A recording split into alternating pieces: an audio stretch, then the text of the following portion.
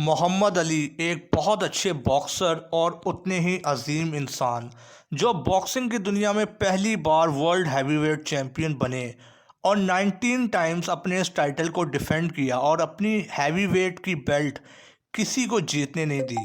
محمد علی کا پرانا نام کیسیس کلے تھا۔ جب وہ کرسچن تھے اور 22 سال کی عمر میں انہوں نے اسلام قبول کیا اور اپنا نیا نام محمد علی رکھا۔ محمد علی سے جب ایک انٹرویو میں پوچھا گیا کہ آپ کرسچن سے مسلم کیسے بنے تو انہوں نے بہت اچھا جواب دیا۔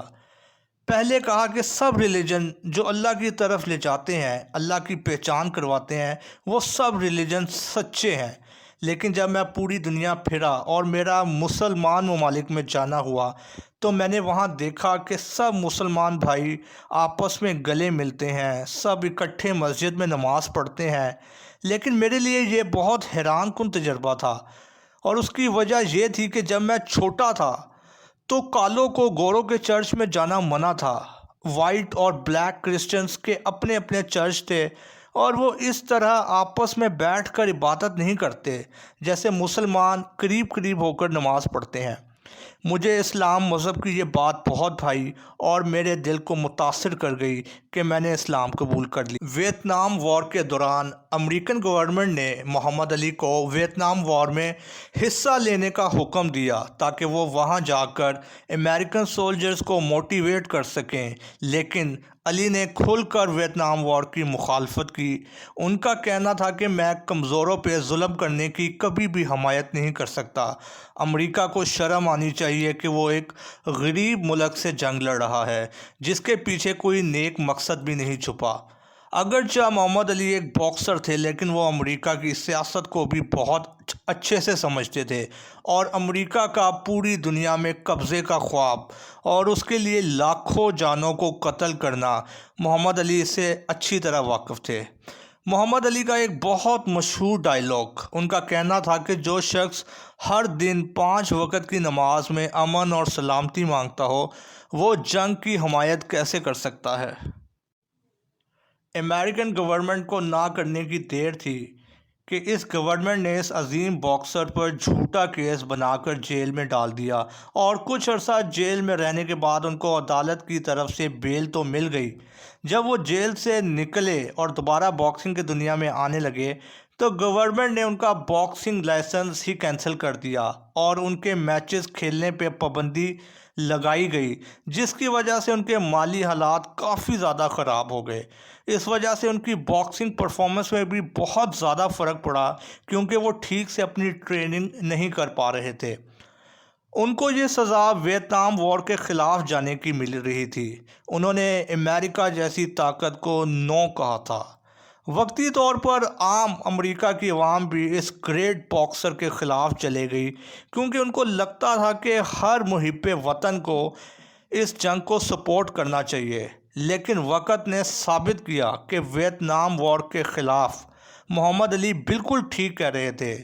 دہائیوں پر لڑے جانے والی یہ جنگ امریکہ کی ساری اکانومی کھا گئی اور وہاں بڑی تیزی سے مہنگائی ہونے لگی۔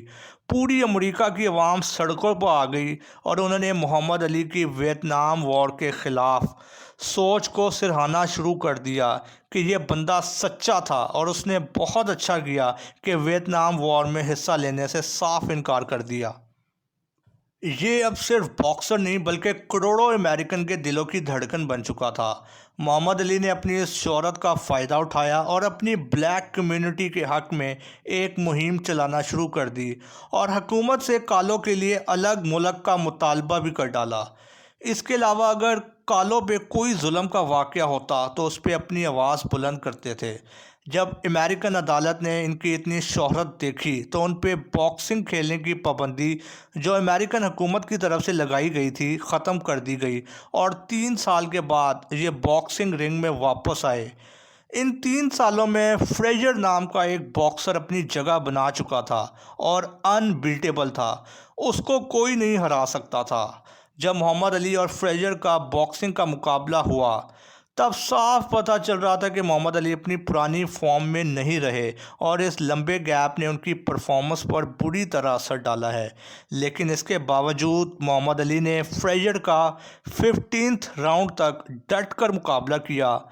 ایک راؤنڈ میں فریزر تو دوسرا محمد علی جیتے، لیکن آخری راؤنڈ میں فریزر ناک آؤٹ کر میچ جیت گئے۔ لیکن ایسا نہیں تھا کہ یہ سر محمد علی کا ڈاؤن فال تھا، بلکہ انہوں نے اپنے اگلے 2 میچز اسی باکسر کے خلاف لڑے اور دونوں میچز کو جیت کر دکھایا اور فریزر کو ناک آؤٹ کیا۔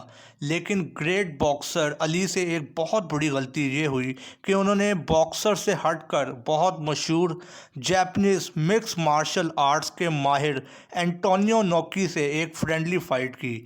انٹونیو انوکی وہی ہیں جن کو پاکستان کے جھارا پہلوان نے ہرایا تھا۔ خیر، انٹونیو انوکی محمد علی سے مارشل آرٹس کے اسٹائل سے فائٹ کرتے اور ٹانگوں کا استعمال بے حد کرتے۔ فائٹ کے دوران انوکی نے علی کی ٹانگوں پر فلائنگ ککس مار کر شدید ضربیں لگائیں، اور جس کی وجہ سے محمد علی باکسر کے ٹانگوں کے مسلز کافی زیادہ ڈیمیج ہو گئے، جس کا اثر ان کے آنے والی فائٹس پر بھی پڑا۔ لیکن بعد میں محمد علی اور انوکی کی آپس میں دوستی ہو گئی، اور یہی وجہ ہے کہ انوکی جو جاپنیز ریلیجن کو فالو کرتے تھے، محمد علی سے متاثر ہو کر مسلمان ہو گئے۔ 39 کی ایج میں باکسنگ سے ریٹائرمنٹ لینے کے فوراً بعد محمد علی نے پوری دنیا میں فلاحی کاموں میں حصہ لینا شروع کر دیا۔ 1988 میں محمد علی نے پاکستان کا چکر لگایا، جب اس وقت میاں نواز شریف کی حکومت تھی، اور یہ لاہور پہنچنے کے بعد بہت بڑے صوفی حجویری صاحب کے مزار میں بھی ان کا جانا ہوا۔ اس کے علاوہ محمد علی کینیڈ کالج بھی گئے، اور ان کی یادگار تصویریں آپ دیکھ سکتے ہیں۔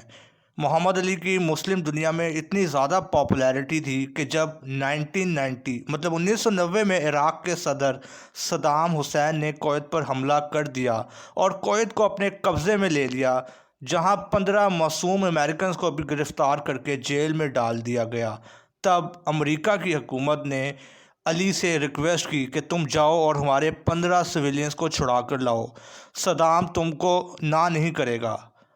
امریکہ کی درخواست پر محمد علی عراق پہنچے، صدام حسین سے ملے اور 15 امریکیوں کو چھڑا کر واپس لائے۔ یہ ویلیو تھی محمد علی کی کہ امریکہ جیسی طاقت کو اس عظیم باکسر سے ریکویسٹ کرنا پڑی تھی۔